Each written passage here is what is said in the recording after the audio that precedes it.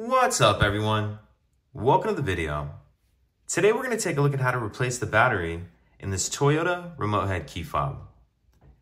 This Toyota key fob is going to use replacement battery CR2016, and I'll put a link in the description box of this video to where you can purchase these batteries if you're in need.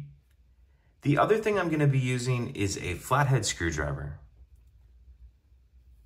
So if we grab our key fob and we take a look at the bottom down here near the key ring, on the one side we see there's this notch right here. So what I'm going to do is hold the key fob with the buttons facing down to help try to keep them in place. And then I'm going to use my screwdriver in that notch to pry up on this back cover.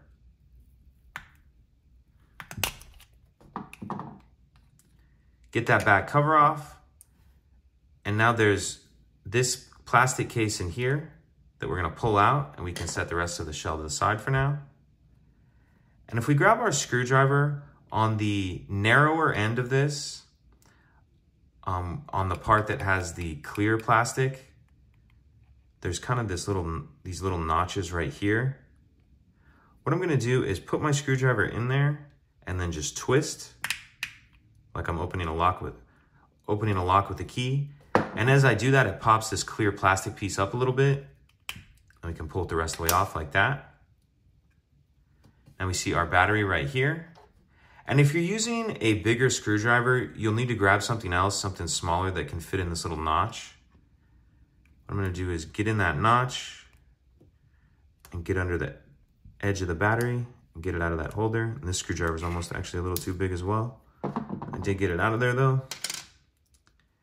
Now we'll grab our replacement battery, and we want to make sure that we're installing that with the plus side up.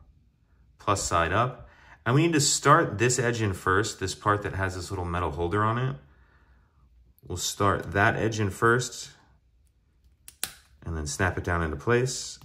And if you get that little rubber grommet in there at all like I had, kind of move it out of the way like that. Once we have our new battery installed in there, we can go ahead and snap this piece of the case back on. Now we'll grab our shell, and these buttons float around in there pretty easy. So if yours have moved out of place, get them back where they need to be. And then we'll put that piece back in there, and then finally snap that piece on. And that's it. If you have any questions, please let me know.